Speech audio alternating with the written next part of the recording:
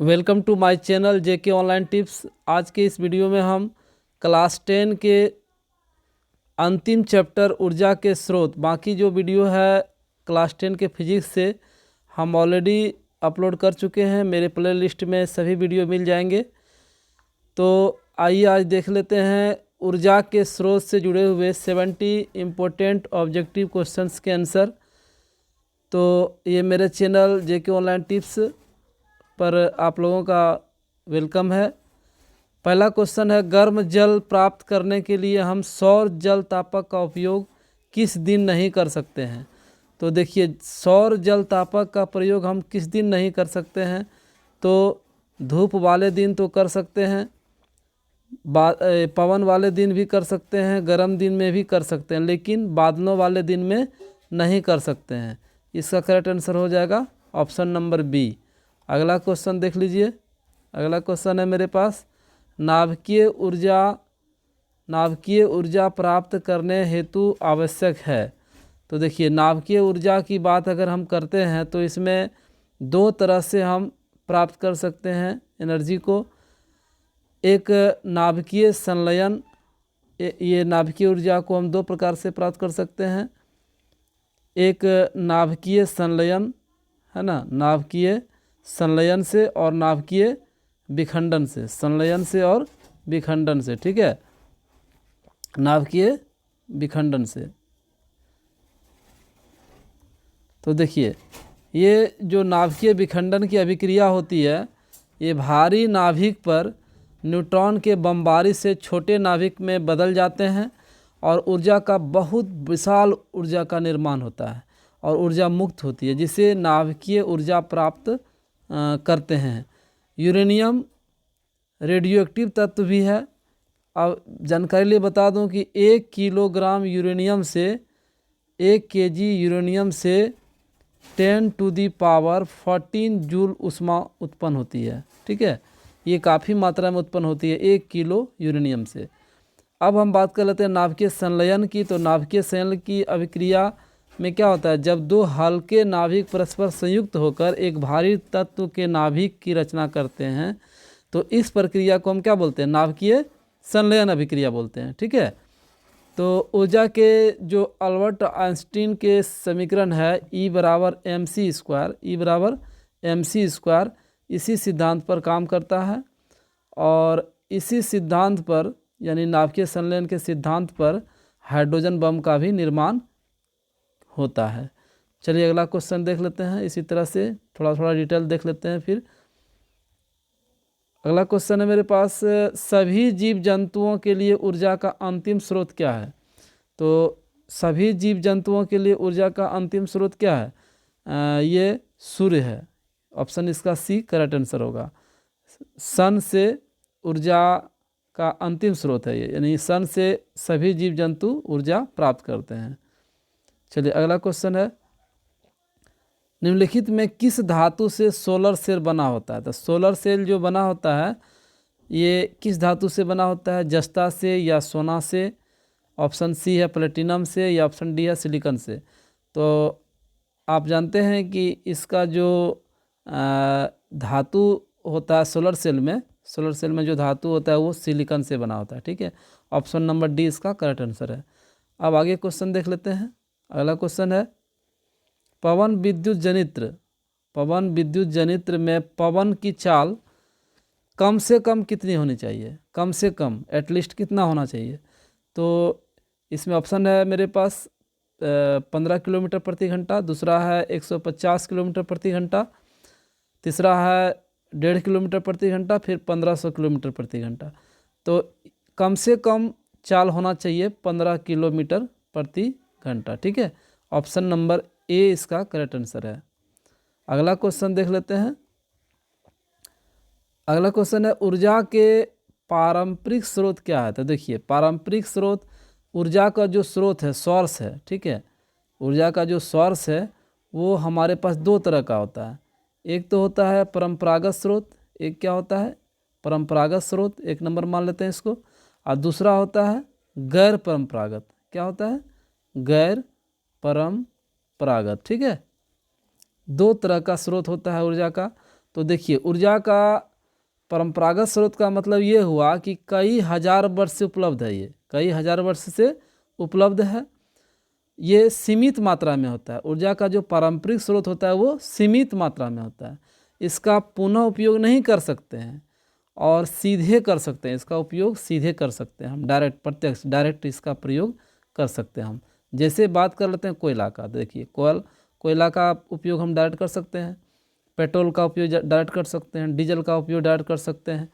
लेकिन यही बात करेंगे गैर परंपरागत स्रोत का, तो इसमें क्या ऊर्जा के जो गैर परंपरागत स्रोत है वो असीमित मात्रा में है, पर्यावरण को भी हानि नहीं पहुंचाता है और इसे संयंत्रों द्वारा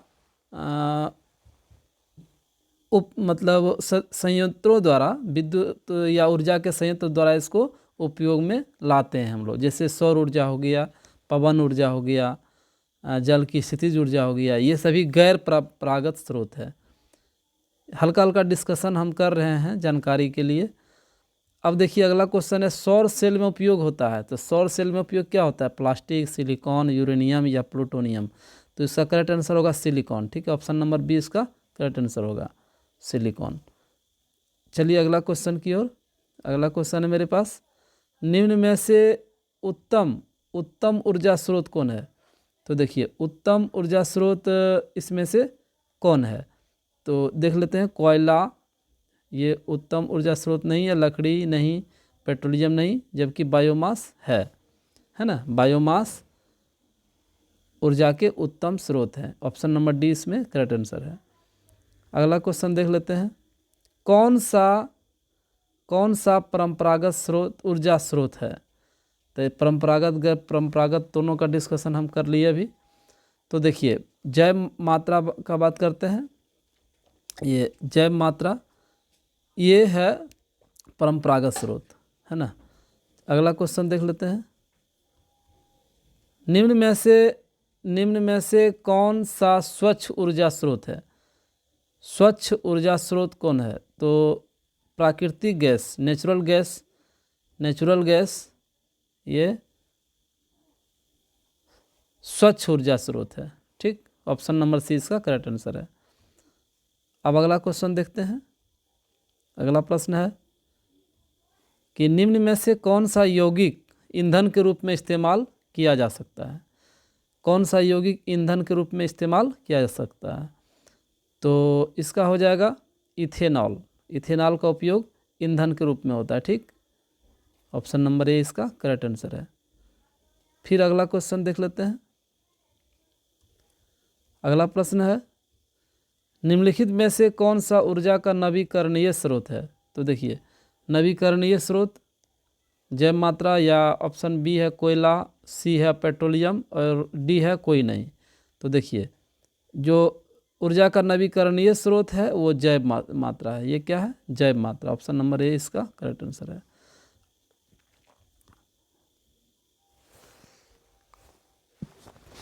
फिर देख लेते हैं अगला क्वेश्चन। अगला प्रश्न है, नरोरा नाभिकीय विद्युत संयंत्र किस राज्य में है? तो देखिए नरोरा नाभिकीय विद्युत संयंत्र ये है उत्तर प्रदेश में। इसके बारे में थोड़ा सा चर्चा कर लेते हैं। नरोरा विद्युत संयंत्र उत्तर प्रदेश में है और ये संयंत्र बुलंदशहर के नरोरा जिले में है ना। बुलंदशहर जिले के नरोरा में है। कौन सा जिले में? उत्तर प्रदेश के बुलंदशहर जिले में। ठीक, याद रहेगा। चलिए फिर देख लेते हैं। प्रश्न अगला है, जल विद्युत संयंत्र किस ऊर्जा को विद्युत ऊर्जा में रूपांतरित करता है? तो देखिए जल विद्युत संयंत्र से हम विद्युत उत्पन्न करते हैं, है ना। तो जिसको हम हाइड्रो बोलते हैं, ये स्थितिज ऊर्जा। इसका ऑप्शन होगा डी करेक्ट आंसर। यानी किस ऊर्जा को विद्युत ऊर्जा में रूपांतरित करते हैं? तो स्थितिज ऊर्जा को। इसमें टिक मारना है आप लोगों को एग्जाम में। ठीक, अगला क्वेश्चन है, सौर कुकर के लिए कौन सा दर्पण सर्वाधिक उपयुक्त है? तो सौर कुकर के लिए डायरेक्टली सनरेज इस पर पड़ेगा, है ना। सनरेज ये अवतल दर्पण है ना, अवतल दर्पण पर पड़ेगी किरण और वो क्या करता है, वो रिफ्लेक्ट कर देता है ना, जिसके कारण ये सौर कुकर में इसका उपयोग हम लोग करते हैं। ऑप्शन बी इसका करेक्ट आंसर है। नेक्स्ट क्वेश्चन है, ऊर्जा का मात्रक क्या है? तो ऊर्जा का मात्रक कैलोरी नहीं, ताप भी नहीं, इनमें से कोई नहीं। ये तो ऑप्शन गलत है, इसका करेक्ट आंसर होगा जूल। करेक्ट आंसर क्या होगा? जूल। ऊर्जा का मात्रक क्या है? जूल। ऊर्जा का मात्रक क्या है? जूल। देखिए अगला प्रश्न है मेरे पास, निम्न में से किसका अर्थ जल होता है? किसका अर्थ जल होता है? तो देखिए इसमें है इसमें होगा हाइड्रो। क्या होगा? हाइड्रो। इसमें होता क्या? हाइड्रो में समझ लीजिए थोड़ा सा कि गिरते हुए या बहते हुए गिरते हुए या बहते हुए जल की गतिज ऊर्जा को विद्युत उत्पन्न की जाती है, उसे जल विद्युत यानी हाइड्रो इलेक्ट्रिसिटी भी कहते हैं, या प्रदूषण रहित होता है। ये क्या होता है? प्रदूषण रहित होता है। ठीक, इसलिए इसका उपयोग हम लोग करते हैं जल का विद्युत उत्पन्न करने में। नेक्स्ट क्वेश्चन है, निम्नलिखित में से किसका उपयोग खाना बनाने वाले ईंधन में नहीं होता है? नहीं होता है बोल रहा है, तो सीएनजी का भी नहीं होता है, बायोगैस का नहीं होता है, कोयला का नहीं होता है।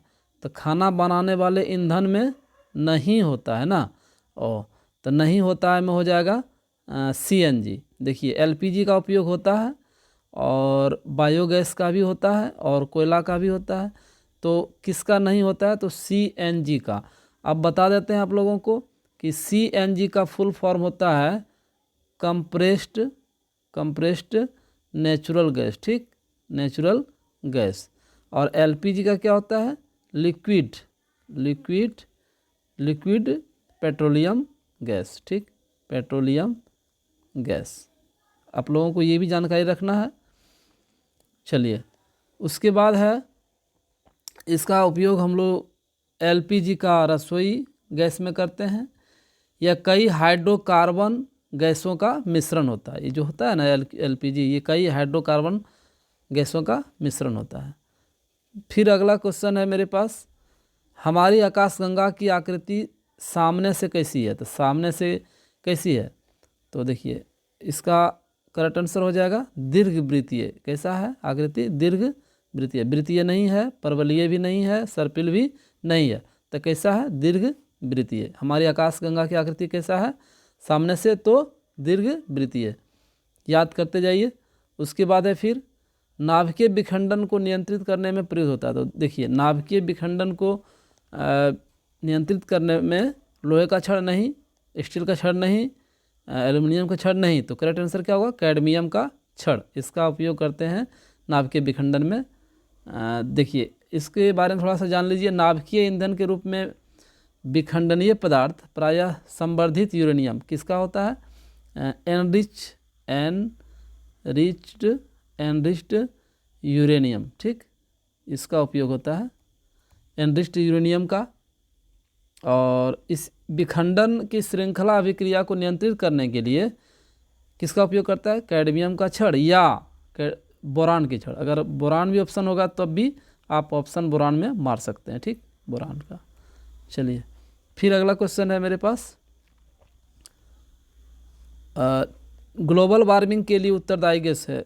तो ग्लोबल वार्मिंग के लिए कौन सी गैस उत्तरदायी है? तो आप जानते हैं ऑक्सीजन नहीं, ऑक्सीजन तो जीवन रक्षक गैस है। ये अमोनियम नहीं और नाइट्रस भी नहीं। तो देखिए कौन सा होगा? Carbon dioxide CO2 global warming के लिए उत्तरदायी है। ठीक, ऑप्शन नंबर सी इसका करेक्ट आंसर होगा।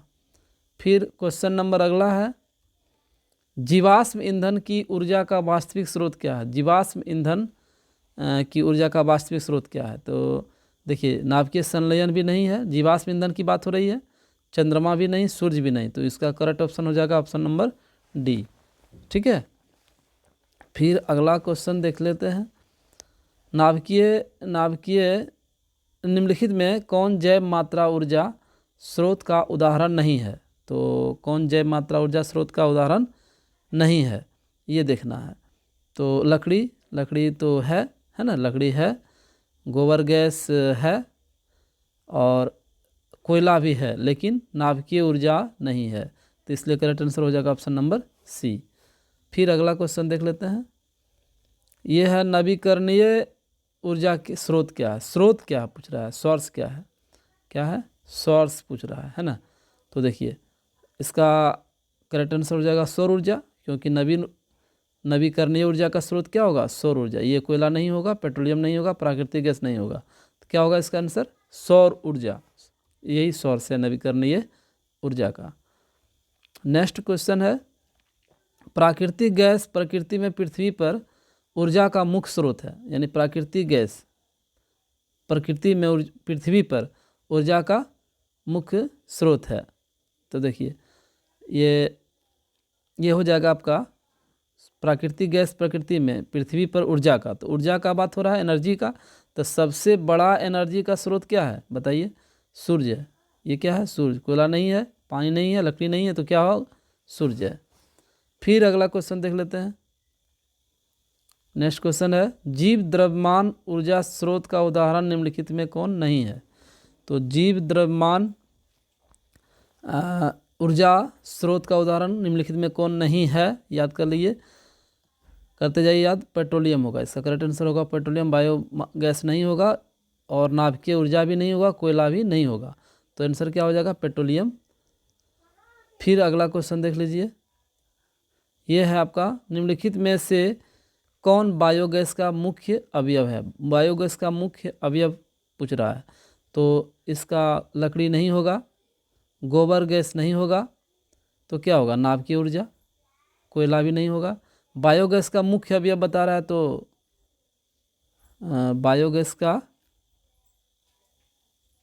बायोगैस ईंधन का स्रोत नहीं है। ये थोड़ा सा इसमें मिस्टेक हुआ है। इसमें पूछ रहा है क्या, बायोगैस का मुख्य स्रोत नहीं है, ठीक है, स्रोत नहीं है। तो देखिए स्रोत नहीं है, तो लकड़ी तो है, गोबर गैस भी है, कोयला भी है, तो नाभिकीय ऊर्जा नहीं है। इसका करेक्ट आंसर हो जाएगा नाभिकीय ऊर्जा। ठीक, नेक्स्ट सवाल देख लीजिए।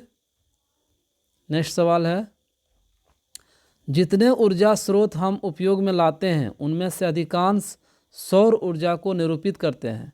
निम्नलिखित में से कौन सा ऊर्जा स्रोत अंततः सौर ऊर्जा व्युत्पन्न नहीं है। तो देखिए इसमें होगा कि जितने ऊर्जा स्रोत हम उपयोग में लाते हैं उनमें से अधिकांश सौर ऊर्जा को निरूपित करते हैं। ठीक, सौर ऊर्जा को अधिकांश निरूपित करते हैं।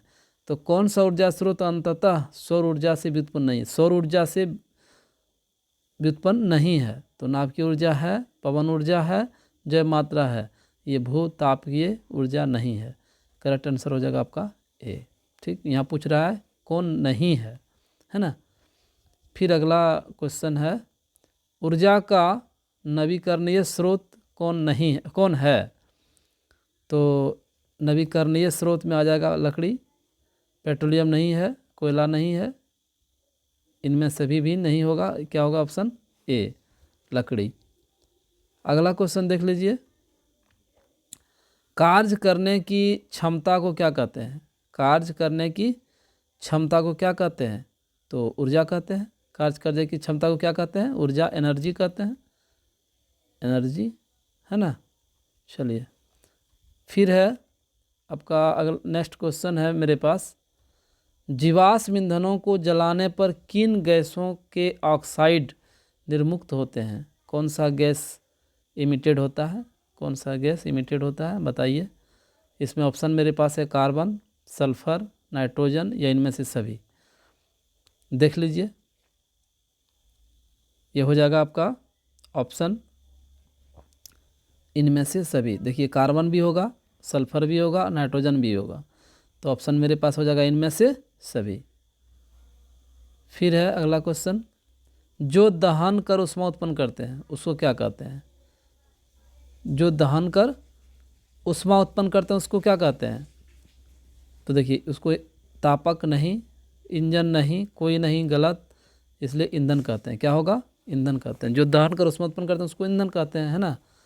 फिर है मेरे पास नेक्स्ट क्वेश्चन, बायोगैस का मुख्य घटक क्या है? बायोगैस का मुख्य घटक क्या है? तो ऑक्सीजन नहीं है, नाइट्रोजन नहीं है, कोयला नहीं है, तो क्या है मुख्य घटक? मीथेन है, CH4। देखते जाइए। फिर है अगला, प्रकाश पड़ने पर अर्धचालक की चालकता क्या होती है? बढ़ती है या कोई अंतर नहीं पड़ती है या घटती है? तो ये क्या होती है? बढ़ती है। प्रकाश पड़ने पर अर्धचालक की चालकता घटती है। अब बता देते हैं अर्धचालक किसको बोलते हैं, बताइए तो। जिनकी विद्युत चालकता, यानी कि जैसे तत्व हो गया, तत्व में मान लीजिए ना कि तांबा है, ठीक, तांबा है, तो तांबा और सबसे अचालक जैसे कांच, तांबा और कांच की बात कर लेते हैं। तांबा और कांच के बीच, तांबा और कांच के बीच यानी कि तांबा से अधिक नहीं होती है, कम नहीं होती है, और कांच से अधिक नहीं होती है, जिसका चालकता, उसी को हम अर्धचालक बोलते हैं। इसमें आ जाता है आपका सिलिकॉन आ जाता है, जर्मेनियम आ जाता है, कैडमियम सल्फाइड आ जाता है, गैलियम आ जाता है। ये सभी क्या है? अर्धचालक पदार्थ है, ठीक। चलिए नेक्स्ट क्वेश्चन देख लीजिए। नेक्स्ट क्वेश्चन है मेरे पास, सौर सेल बनाने के लिए उपयोग होने वाला अर्धचालक क्या है? तो सौर सेल बनाने के लिए उपयोग होने वाला अर्धचालक क्या है? सिल्वर नहीं होगा, सिल्वर नहीं होगा, लेड सीसा नहीं होगा, कॉपर नहीं होगा, तो क्या होगा? जर्मेनियम। ऑप्शन नंबर 20 का करेक्ट आंसर है। नेक्स्ट क्वेश्चन देख लीजिए, बायोगैस का प्रमुख अवयव निम्नलिखित में कौन है? बायोगैस का प्रमुख अवयव बताना है, तो इसका हो जाएगा मीथेन। क्या हो जाएगा? मीथेन। ऑप्शन नंबर सी इसका करेक्ट आंसर है। कार्बन डाइऑक्साइड नहीं होगा, हाइड्रोजन नहीं होगा, है ना। क्या हो जाएगा? मीथेन, बायोगैस का प्रमुख अवयव। नेक्स्ट क्वेश्चन है, यह है आपका, बॉक्स नुमा सौर कुकर में 3 से 4 घंटा तक अगर ताप हो जाए, 3 से 4 घंटा में कितना ताप हो जाएगा? तो ये हो जाएगा 100 डिग्री सेल्सियस से 140 डिग्री सेल्सियस, ठीक। याद रख लीजिए, 100 डिग्री सेल्सियस से कितना? 140 डिग्री सेल्सियस, ठीक। नेक्स्ट क्वेश्चन है आपका, सौर ऊर्जा को सीधे ही विद्युत ऊर्जा में परिवर्तित करने वाली युक्ति है। तो सौर ऊर्जा को डायरेक्ट हम विद्युत ऊर्जा में उत्पन्न करेंगे, बदलेंगे, किसके सहायता से? सौर ऊष्मक से नहीं, सौर कुकर से नहीं, तो क्या होगा? सौर सेल। ऑप्शन नंबर सी इसका करेक्ट आंसर है। फिर नेक्स्ट क्वेश्चन देखते हैं, पवन चक्की में ऊर्जा का कौन सा रूप कार्य में स्थानांतरित होता है? पवन चक्की में, तो देखिए पवन चक्की का स्पीड कितना होना चाहिए? 15 किलोमीटर प्रति घंटा, ये बता चुके हम। तो पवन चक्की में कौन सा ऊर्जा होती है? तो गतिज ऊर्जा। कौन सा ऊर्जा होती है? गतिज ऊर्जा, ठीक। ऑप्शन नंबर 20 का करेक्ट आंसर है। फिर हम थोड़ा सा स्पीड बढ़ा देते हैं। प्राकृतिक गैस ऊर्जा कैसे प्राप्त, प्राकृतिक गैस ऊर्जा के कैसे स्रोत हैं? तो प्राकृतिक गैस ऊर्जा के कैसे स्रोत हैं? तो अनवीकरणीय है, प्राकृतिक गैस की बात हो रही है ना, इसलिए अनवीकरणीय हो जाएगा। नेक्स्ट क्वेश्चन है, सौर ऊर्जा, सौर ऊर्जा को सीधे विद्युत में बदलने वाली युक्ति है। तो सौर ऊर्जा को डायरेक्ट हम विद्युत में कैसे बदल सकते हैं? सौर कुकर से नहीं, दोनों से नहीं, सिर्फ सौर सेल से। किससे? सिर्फ सौर सेल से। फिर नेक्स्ट क्वेश्चन देख लीजिए, जीवाश्म ईंधन क्या है? तो जीवाश्म ईंधन क्या है? जीवाश्म ईंधन हो गया आपका, कोयला भी हो जाएगा, पेट्रोलियम भी हो जाएगा, प्राकृतिक गैस भी हो जाएगा, इसलिए करेक्ट आंसर आपका हो जाएगा ऑप्शन नंबर डी। इसी में टिक मारना है, ठीक है, इसी को रंगना है। फिर है ऊर्जा का नवीकरणीय स्रोत है। तो देखिए नवीकरणीय स्रोत की बात कर रहे हैं, तो सूर्य से हम ये ख़त्म होने वाला नहीं है, यानी कि ऊर्जा का ये असीमित मात्रा है, ये ख़त्म नहीं होगा। पेट्रोलियम असीमित मात्रा है, कोयला असीमित मात्रा है, प्राकृतिक गैस असीमित मात्रा, ये नहीं होगा, ये नहीं होगा, ये नहीं होगा। नवीकरणीय स्रोत में क्या हो जाएगा? सूर्य। फिर है, किसी नाभिकीय विखंडन में मुक्त ऊर्जा का परिमाण होता है। तो देखिए नाभिकीय विखंडन जब होती है तो बहुत अधिक मात्रा में ऊर्जा विमुक्त होती है ना।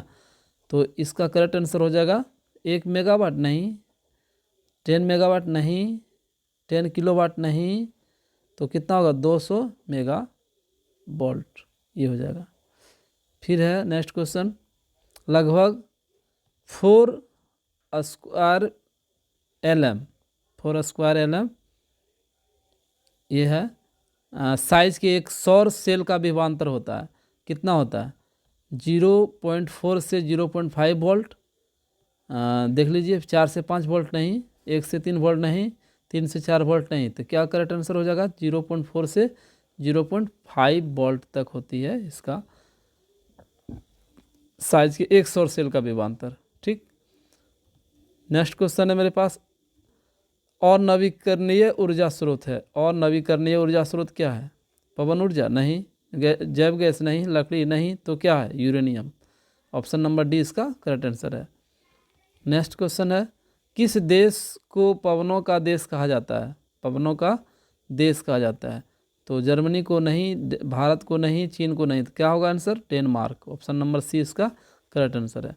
नेक्स्ट क्वेश्चन देख लीजिए, जल विद्युत स्रोत, जल विद्युत स्रोत ऊर्जा का कैसा स्रोत है। तो जल विद्युत स्रोत ऊर्जा का कैसा स्रोत है, देखिए ये हो जाएगा आपका बी और सी, यानी नवीकरणीय भी है और प्रदूषण मुक्त भी है, दोनों गुण इसमें है, नवीकरणीय भी है और प्रदूषण मुक्त भी है। ऑप्शन नंबर डी इसका करेक्ट आंसर हो जाएगा। फिर अगला क्वेश्चन देखिए, अगला क्वेश्चन है, उच्चतर ताप पर कौन सी प्रक्रिया पूरी की जाती है। उच्चतर ताप पर कौन सी प्रक्रिया पूरी की जाती है। तो देखिए इसमें हो जाएगा आपका नाभिकीय विखंडन नहीं, नाभिकीय संलयन नहीं, दोनों नहीं, क्या होगा करेक्ट आंसर नाभिकीय संलयन अभिक्रिया। उच्चतर ताप पर कौन सी प्रक्रिया पूरी की जाती है, तो नाभिकीय संलयन। नेक्स्ट ऑप्शन देखिए क्वेश्चन, यह है आपका सौर सेलों के निर्माण के लिए उपयोग किए जाने वाला तत्व क्या है। तो सौर सेल के लिए कौन सा तत्व, कॉपर का उपयोग नहीं होता, टंगस्टन का भी नहीं होता है, सल्फर का भी नहीं होता है, तो किसका उपयोग होता है सिलिकॉन का। ऑप्शन नंबर डी इसका करेक्ट आंसर है। देख लीजिए सभी क्वेश्चन इंपॉर्टेंट है आप लोगों के लिए, आगामी एग्जाम में आने वाले हैं ये सब। एक इलेक्ट्रॉन वोल्ट कितना के बराबर होता है, एक इलेक्ट्रॉन वोल्ट कितना के बराबर होता है। तो एक इलेक्ट्रॉन वोल्ट हो जाता है 1.602 इंटू 10⁻⁻19 जूल के बराबर 62 इंटू 10⁻⁻19 जूल के बराबर हो जाता है। ठीक है, एक इलेक्ट्रॉन वोल्ट याद रखिएगा। फिर है अगला क्वेश्चन, पृथ्वी पर ऊर्जा का मुख्य स्रोत है। तो देखिए पृथ्वी पर ऊर्जा का मुख्य स्रोत क्या है, ऊर्जा का मुख्य स्रोत में आ जाएगा सूर्य। क्या हो जाएगा सूर्य, पेट्रोल नहीं, कोयला नहीं, प्राकृतिक गैस नहीं, क्या हो जाएगा सूर्य, सन, ये सबसे बड़ा स्रोत है ऊर्जा का। नेक्स्ट क्वेश्चन है, लकड़ी के भंजक आसवन में बचा अवशेष है। लकड़ी के भंजक आसवन में बचा अवशेष है, इसका क्या होगा correct answer. Option number C कोलतार। लकड़ी के भंजक आसवन में बचा अवशेष जो होता है, अवशेष बचता है उसको क्या बोलते हैं कोलतार बोलते हैं। याद रखिए, चार लकड़ी का कोयला नहीं, कोलतार बोलेंगे इसको। ठीक, चलिए सौर सेल बनाने के लिए उपयोग में लाया जाने वाला पदार्थ कौन है। तो सौर सेल में उपयोग में लाया जाने वाला पदार्थ है सिलिकॉन। ये क्या है option number B correct answer होगा सिलिकॉन, याद रख लीजिए। फिर है अगला क्वेश्चन, भारत में प्रति वर्ग मीटर प्रतिदिन औसतन कितनी सौर ऊर्जा प्राप्त होती है। तो इसका करेक्ट आंसर होगा 4 से 7 किलोवाट घंटा। कितना होगा 4 से 7 किलोवाट घंटा, इतना वर्ग मीटर प्रतिदिन औसतन ऊर्जा प्राप्त होती है सौर ऊर्जा। ठीक, फिर है नेक्स्ट क्वेश्चन, पृथ्वी की गर्भ में दबे पौधे और पशुओं के अवशेष द्वारा किस प्रकार के ईंधन बनते हैं। किस प्रकार के ईंधन बनते हैं, तो दोनों बनते हैं, जीवाश्म भी बनते हैं और चारकोल भी बनते हैं, दोनों होगा ऑप्शन ए भी और ऑप्शन बी भी। ठीक, नेक्स्ट है आपका 2 या 3 घंटों की अवधि में बॉक्सनुमा सौर कुकर के अंदर का ताप पहुंच जाता है 2 या 3 घंटे में। तो 2 या 3 घंटे में कितना पहुंच जाता है, 100 से 140 डिग्री सेल्सियस तक। याद रख लीजिएगा, ऑप्शन आपको दिया रहेगा 140 डिग्री सेल्सियस से 180 डिग्री सेल्सियस, 180 डिग्री सेल्सियस से 220 डिग्री सेल्सियस, लेकिन आप 100 डिग्री सेल्सियस से 140 डिग्री सेल्सियस में ही ये ऑप्शन मारिएगा, ठीक ठीक। अगला है, दो हल्के नाभिकों के जुड़कर एक भारी नाभिक बनाने की क्रिया को क्या कहते हैं। तो दो हल्के नाभिक के जुड़कर एक भारी नाभिक बनता है। तो देखिए, जब दो हल्के नाभिक जुड़ेगा और भाई एक भारी नाभिक बनाएगा तब वो संलयन होगा। तब क्या होगा, संलयन अभिक्रिया होगा। और जब भारी नाभिक पर न्यूट्रॉन के बमबारी से छोटे नाभिक बनेगा तब वो होगा नाभिकीय विखंडन अभिक्रिया। तो आपका ऑप्शन नंबर ए सही होगा। क्या होगा, ऑप्शन नंबर ए सही होगा। अगला है, किसी भारी नाभिक के दो अपेक्षाकृत छोटे नाभिकों में टूटने की क्रिया को कहते हैं, है ना। यानी कि किसी भारी नाभिक के दो अपेक्षाकृत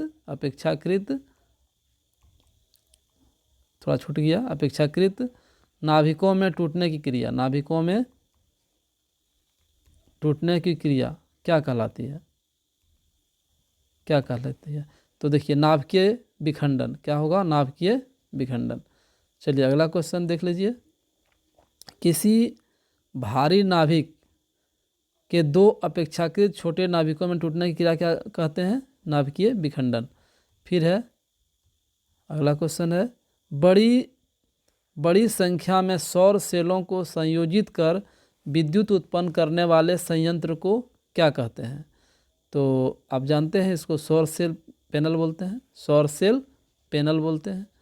इसी से हम लोग संयोजित करते हैं सेलों को, छोटा छोटा सेल को संयोजित कर देते हैं और इसी से हम विद्युत प्राप्त करते हैं, ठीक। फिर अगला देख लीजिए, इसमें है, बायोगैस उत्पन्न करने के लिए निम्नलिखित में किन्हें ऑक्सीजन की अनुपस्थिति में विघटित किया जाता है।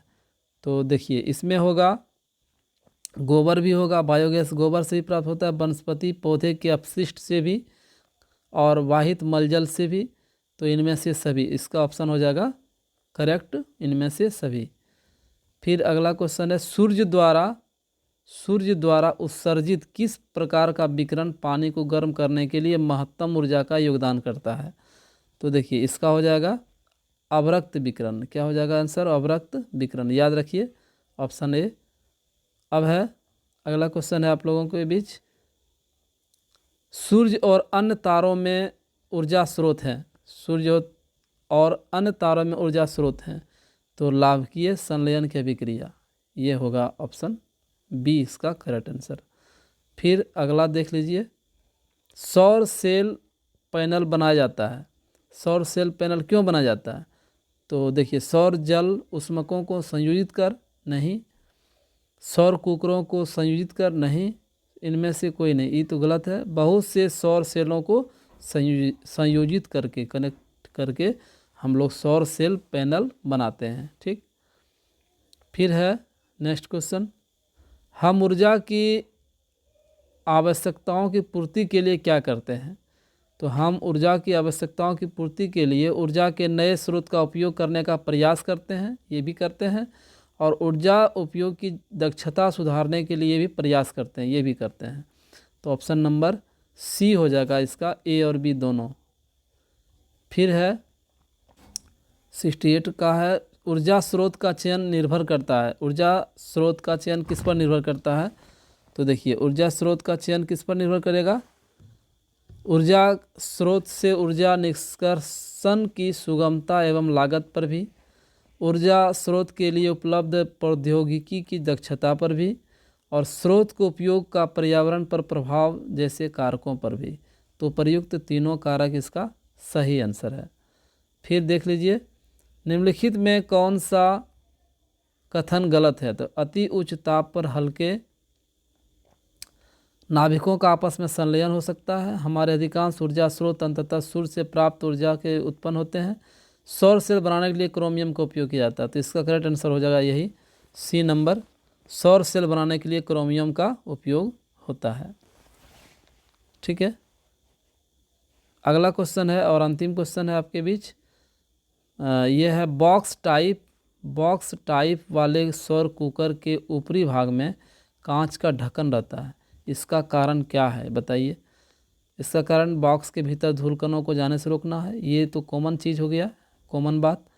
यह देखने के लिए कि कुकर के अंदर रखा भोजन पक रहा है या नहीं, ये भी कॉमन हो गया। विकिरण द्वारा ऊष्मा की हानि को रोकने के लिए, एकदम राइट है। जो कांच का ढक्कन लगा रहता है ना सौर कुकर के ऊपरी भाग में, वो विकिरण द्वारा ऊष्मा की हानि को रोकने के लिए। ऑप्शन नंबर सी इसका करेक्ट आंसर है। तो फ्रेंड, ये हमारा अंतिम क्वेश्चन था। मेरे चैनल को आप लोगों को अगर लगे कि लाभान्वित हैं हम इस चैनल से, तो ज़रूर सब्सक्राइब करें, शेयर करें, लाइक करें, बेल आइकॉन दबाएं। ये आपसे अपेक्षा हमारा है। धन्यवाद।